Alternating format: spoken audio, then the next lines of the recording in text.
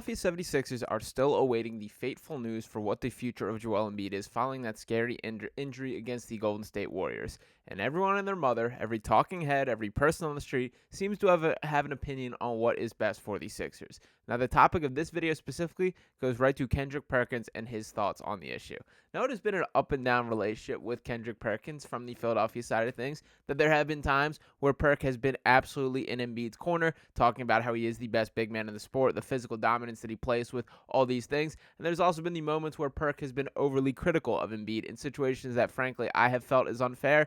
And this is one of those situations in which he is caught trying to play both sides, and I want to make sure that is known. But I do want to begin by this initial quote that is making headlines, and Perk officially saying here that, quote, "If I'm the 76ers, I'd shut Joel Embiid down for the season."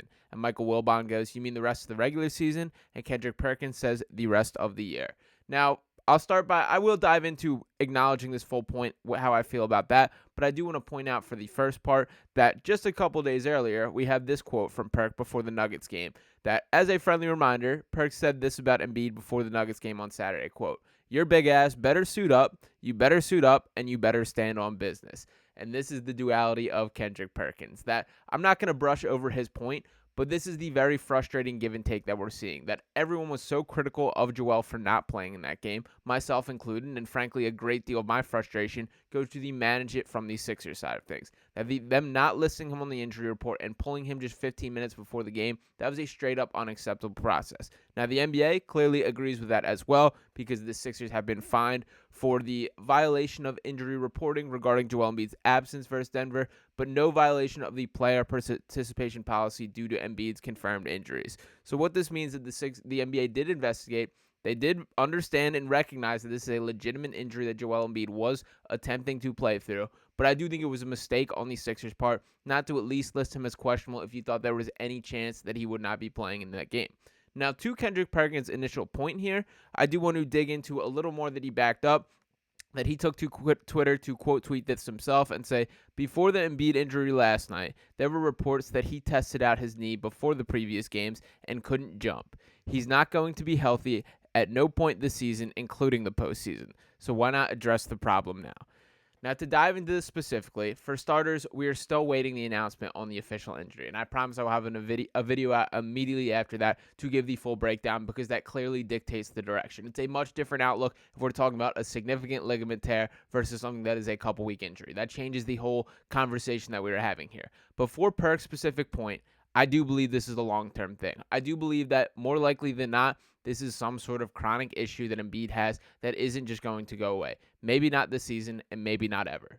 Some of the reports from Ramona Shelburne before this injury is talking about how this is just stuff he's going to have to learn how to manage, learn how to deal with. And what has caught my attention all year is we have never seen a specific injury attached to Joel Embiid. That there's 4 occasions this season that he's missed multiple stretches of games due to some variation of knee injuries, and never once has it been like soreness. There's never once been a specific injury attached to it. It's always been knee swelling, knee soreness, knee injury management, and all of that points to there not being a specific injury, but something that he's just going to have to learn to deal with. Now, we know the Joel Embiid injury history. We know this is the same dude that did not play his first 2 seasons in the NBA, the same dude that dropped from the first to the third pick due to injury concerns leading up to the draft. And we know the history of big men who have leg and feet issues, that it does not go well. Frankly, it's been a massive success, the amount that he has been on the court throughout his career to this point.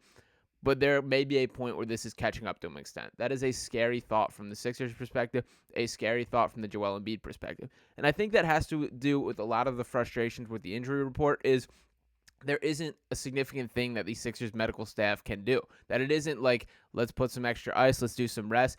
It's kind of to the point where it's, how are you feeling, Joel? Are you ready to go? And that's why there's so much up in the air. That for the flack that he gets for that, I think that's a lot of the reason. And that doesn't make it good. I'm not happy to be acknowledging that, but I do think that we can connect enough dots to put that on the table. And even if that is the case, if this is fully the situation, I would still like much more transparency from the Sixers on that side of things. But to Perkins' point here, for shutting down Joel Embiid, I'm kind of in favor of it as well. I'm not saying for the season, and once again, I still have the asterisk next to this based on what the results of the MRI and what the situation is, that we do know that Embiid is currently out versus tonight's game against the Jazz and receiving further evaluation on the knee. He is traveling back to Philadelphia while the team is heading to Utah. The results of that will tell a ton about what the steps are from here.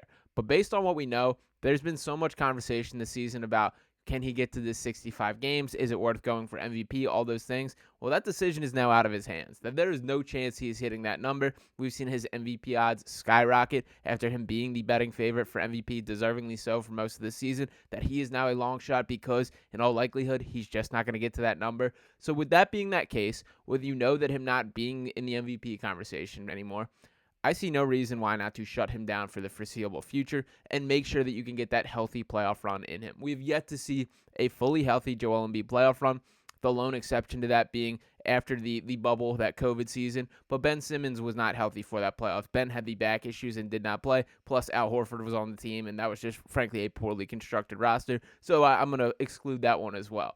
If this version of Joel Embiid does have a healthy playoff run, this Sixers team is a problem, and I don't care who they're facing. And one of the pushbacks that I've seen from a lot of you guys in the comments that I do want to acknowledge is the potential for these Sixers to slip down the standings. I get it. I get the concerns, but frankly, I don't care. And to look at these standings as a whole, let's take a look at the East. So we clearly have the Celtics as the number 1 seed, the team I would consider far and away the best team in the Eastern Conference. No doubt in my mind about that. Milwaukee Bucks, that we know that they have Doc Rivers as a flaw and are 0-2 since he took over. The defensive issues that they have. Both the Knicks and Cavs playing phenomenal basketball of late, both 9-1 in their last 10, climbing up the Eastern Conference and clearly have passed the Sixers. Then looking at the Sixers at 5, the Pacers at 6, the Miami Heat at 7, who have played really poorly lately, but they still have Jimmy Butler. They still have Eric Spoelstra and a scary team, just traded for Terry Rozier as well. The Orlando Magic at number 8. That's probably where I'll tap off, where I think the top 8 will end up. You obviously can't count out the Chicago Bulls or the Atlanta Hawks, and I wanted to include the Nets and Raptors as well, although none of those teams I believe should be concerns. But my point being here is this is the deepest I've seen the Eastern Conference in quite some time. That I don't think any of those first-round matchups, even for the top teams, and these I'm specifically talking about, are teams like the Heat, like the Pacers, like the Knicks, like the Cavs. None of those are cakewalk matchups. This is not one of those years where you're dancing trying to get to a certain seed, so you do have essentially a bye, that you are just able to cruise past this team. There's no really poor team that you're going to take. So if the Sixers end up slipping to the 6th seed and have to play the Knicks in the first round, sure, home court would be great to have, but I don't think it's the end of the world. That the bottom line is this Sixers team is going to have to be battle tested, and if they seek to be contenders, you should not be afraid of whoever is in front of you. So with all that being said, and I've seen the acknowledgments of, are they even a playoff team without Joel Embiid? This team's 12 games above 500. That I don't think they slip out to the point where they're not even in contention for the playoffs. I just don't see that happening. And while, yes, they were just steamrolled by the Portland Trail Blazers. Yes, they lost to the Golden State Warriors. Yes, that they lost to the Nuggets. These are also games where Tyrese Maxey did not play either. So I want to make that clear as well, that yes, this team looks absolutely poor, but this is not just a Joel Embiid injury. That DeAnthony Melton is going to come back to the court. Robert Covington eventually is going to play. There's other guys that will be. Nico Batum did not play in that last game. Embiid is not the only injury that the team is dealing with, seems to be the most severe, but night and day, Tyrese Maxey makes a difference on this team on a nightly basis. So there will be some signs of life that we're not seeing right now, and I have confidence that that is enough to keep this team's head above float. And the bottom line is that if there is no Joel Embiid at the end of the tunnel, that you don't have him back on the floor, then why does this season even matter? That there is no chance of this team without Joel Embiid has any considerations as a contender. So if that's the case, do everything possible to make sure that he can step on the floor. So to Kendrick Perkins, choose your words a little more carefully. Pick which sides that you were sticking on and stick with it.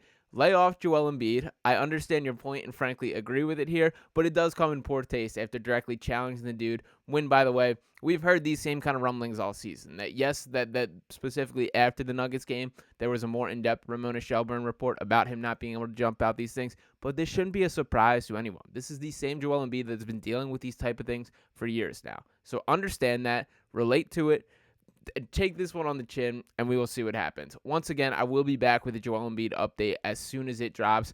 That obviously dictates the direction for the Sixers franchise, for Joel himself, quite a bit, and I am excited to dive in, break that down, and finally have a clear picture painted. prayers that it is nothing serious and that he will be back with a couple weeks, maybe a month, maybe 2 months at the maximum. But I do agree with the notion that shut him down now, get him healthy, and give this Sixers team a fighting chance of the playoffs. We will see what happens from there, but thank you guys for tuning in. Make sure you smash that subscribe button, drop a like on this video, and drop your comments on your thoughts on what Big Perk said, what the Sixers outlook should be from here. And I don't want to speculate on the Joel Embiid injury yet, but if you want to throw some prayers in the comments, be my guest. I will talk with you next time right here on Sixers Digest. Sean Barnard, as always, signing out.